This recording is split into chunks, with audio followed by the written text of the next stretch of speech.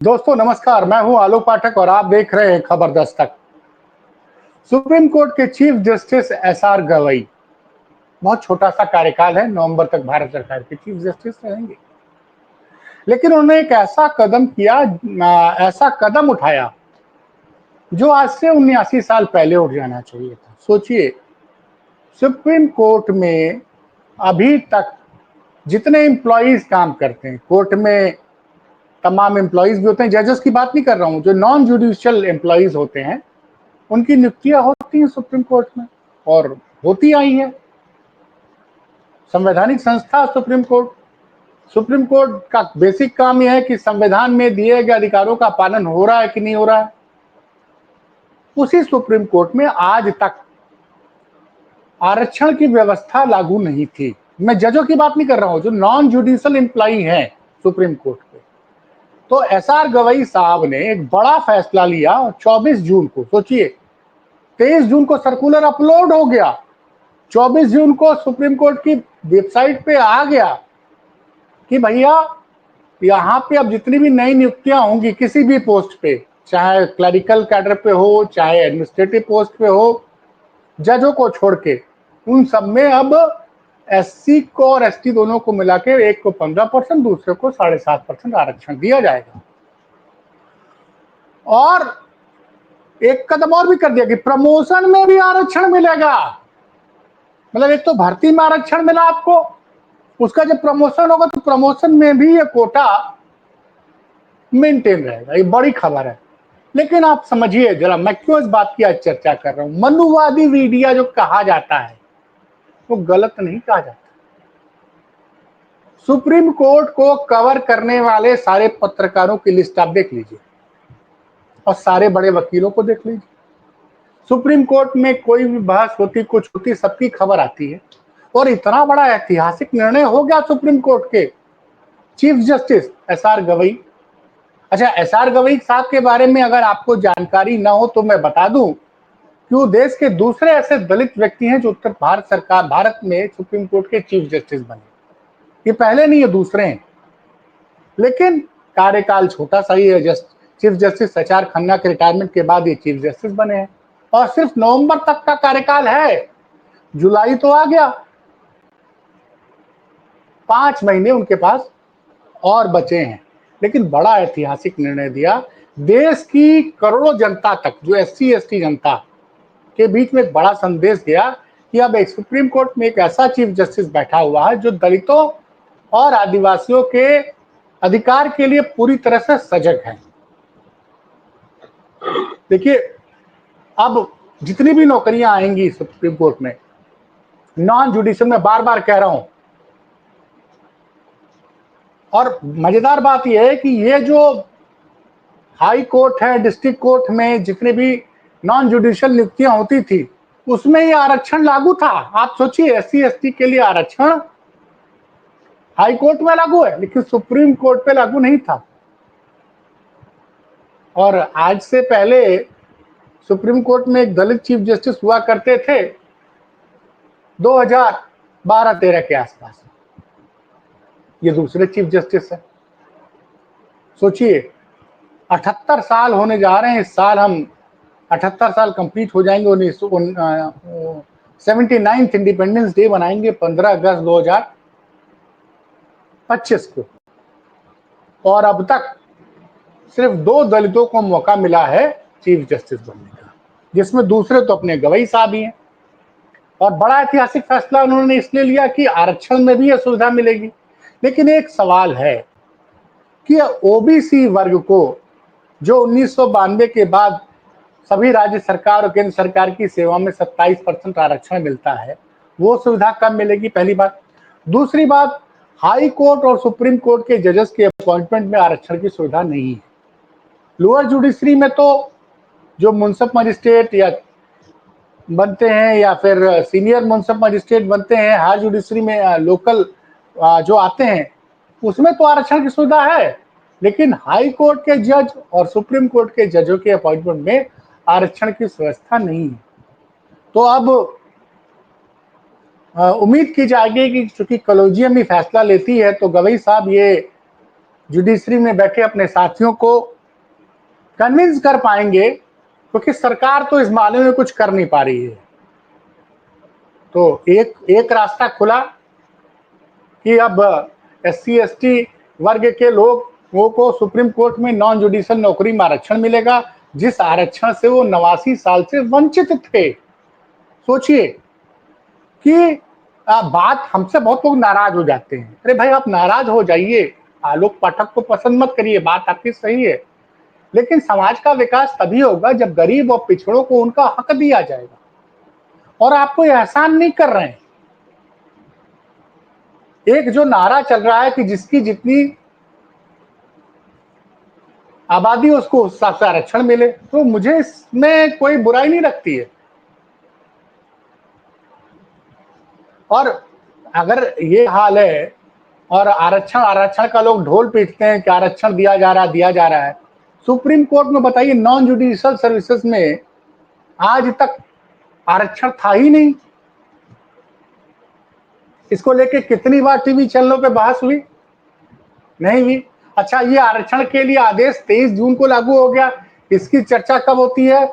जब हमारे chief justice SR Gavai साहब हिंदुस्तान टाइम्स को एक साक्षात्कार देते हैं, उसके बाद ये चर्चा शुरू हुई है। अभी भी मेन स्ट्रीम मीडिया में ब्रेकिंग न्यूज नहीं रखी, ब्रेकिंग न्यूज होनी चाहिए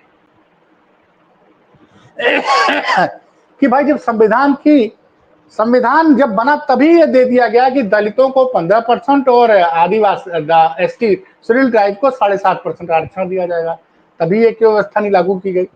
अच्छा, आज भी आर्मी में एक भी आरक्षण नहीं है। अब ये है कि आर्मी में भी आरक्षण की सुविधा लागू होनी चाहिए, कम से कम नॉन मतलब जो आर्मी के नॉन एडमिनिस्ट्रेटिव आर्मी में जो एडमिनिस्ट्रेटिव वैकेंसीज उसके लिए भी होना चाहिए। अब एक बड़ा मुद्दा है, एक बड़ा कदम उठाया SR गवई साहब ने, और अफसोस की बात है कि न इस चीज की सोशल मीडिया पे चर्चा हो रही है, न टीवी चैनलों पे चर्चा हो रही है। SR गवई साहब की जितनी तारीफ की जाए कम है, क्योंकि जब तक समाज के दलित वंचित वर्ग को उनका जगह, उनको उनका हक नहीं मिलेगा, तब तक हमारा देश सही मायने में विकसित नहीं बनेगा। वैसे तो आप देख ही रहे हैं, वैसे अभी आपने देखा ऑपरेशन सिंदूर में कि कितनी महत्वपूर्ण भूमिका निभाई। तो ये, और खेल के क्षेत्र में भी आप देख रहे हैं, दलित पिछड़े खिलाड़ी अपना झंडा गाड़ रहे हैं। खेल में तो कोई आरक्षण होता नहीं है, लेकिन खिलाड़ी आ रहे हैं स्पोर्ट्स में, एथलेटिक्स में, हॉकी में, क्रिकेट में, फुटबॉल में, और वो अपनी प्रतिभा से पूरी दुनिया को में अपना नाम रोशन कर रहे हैं। तो एक ये बड़ा स्टेप है।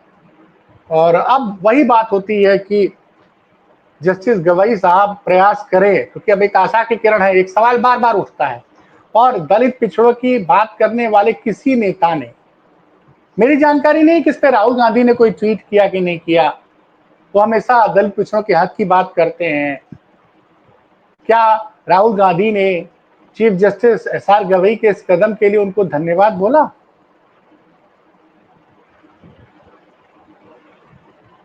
तो बड़ी बात है।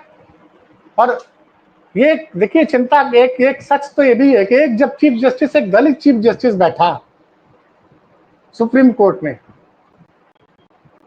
तो उसने दलित और पिछड़ों के हक के लिए फैसला लिया।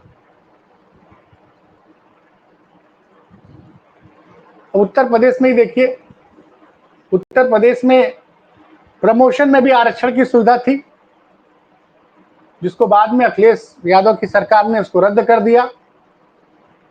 इस मामले में भी केंद्र सरकार को कानून बनाना चाहिए कि नौकरी मिलने के बाद भी प्रमोशन में आरक्षण की सुविधा मिलनी चाहिए। ये बिल्कुल स्पष्ट, आप देख लीजिए, मैं आपको एक उदाहरण दे रहा हूं। जैसे उत्तर प्रदेश में योगी आदित्यनाथ को मुख्यमंत्री बने अब 8 साल होने जा रहे हैं।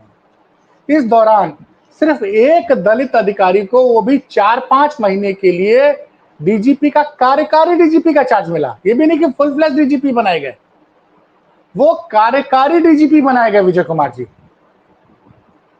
और चीफ सेक्रेटरी तो कोई दलित बना ही नहीं है पिछले 8-8.5 सालों में।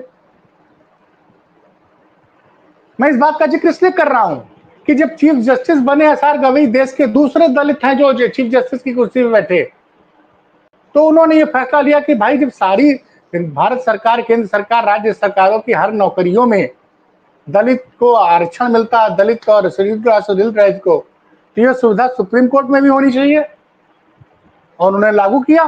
ये फर्क पड़ता है। उत्तर प्रदेश में दलितों के प्रति अपराध आपके मामले रोज अखबार में आते हैं, पढ़िए आप।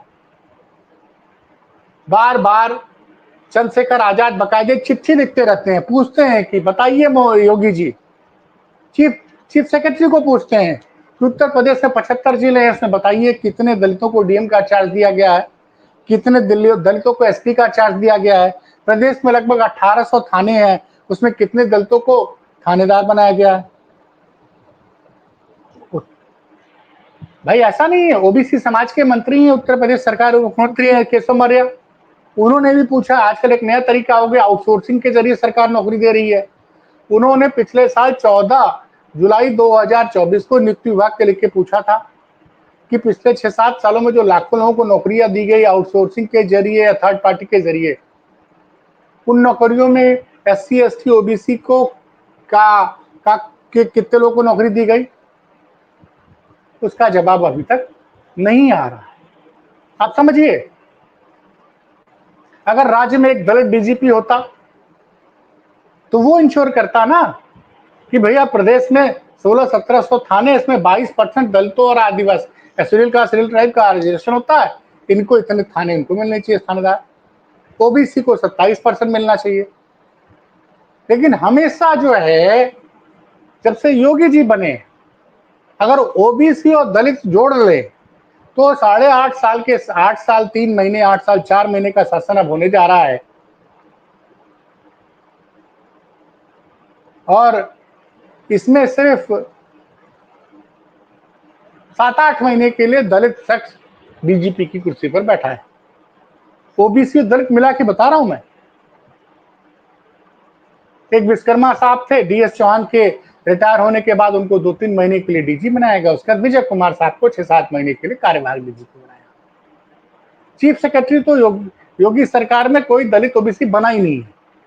वैसे अभी मनोज सिंह रिटायर होने वाले 31 जुलाई को, तो क्या मनोज सिंह की जगह किसी दलित अधिकारी को या ओबीसी अधिकारी को योगी जी मुख्य सचिव बनाएंगे? इन सवालों पे गोदी मीडिया कोई सवाल नहीं करेगा। सवाल इसका है कि देश में 78 साल हो गए आजादी के, अभी तक मैं जुडिशरी की बात नहीं कर रहा हूं भाई, हाई कोर्ट और सुप्रीम कोर्ट के जजों में आरक्षण की सुविधा नहीं है, उसके बनने कोई अलग मुद्दा है। लेकिन जब तमाम डिस्ट्रिक्ट कोर्ट्स में और हाई कोर्ट्स में जो नॉन जुडिशियल नौकरी थी उसमें आरक्षण की सुविधा थी, तो क्यों नहीं सुप्रीम कोर्ट में थी, क्यों नहीं इस पे बहस होती थी? और अभी भी आधा काम हुआ है। SC ST को तो आरक्षण दे दिया गवई साहब ने, मुझे उम्मीद है उनका वो अभी चीफ जस्टिस रहेंगे नवंबर तक, वो ओबीसी समाज के लोगों को भी आरक्षण की सुविधा देंगे। जो सुप्रीम कोर्ट में जो एम्प्लॉइज अपॉइंट होते हैं उसमें ओबीसी को भी आरक्षण मिलेगा। चूंकि इसकी चर्चा गोदी मीडिया ज्यादा नहीं कर रहा है और दस्तक की पूरी कोशिश रहती है कि हम उन खबरों को उठाएं जहां दलित और पिछड़ों को हक दिया जाता है या उनके हक के साथ अन्याय होता है। इसके लिए हमारी एक छोटी सी कोशिश रहती है, इसलिए हमने ये वीडियो बनाया। आपको वीडियो कैसा लगा बताइएगा जरूर। बहुत बहुत धन्यवाद।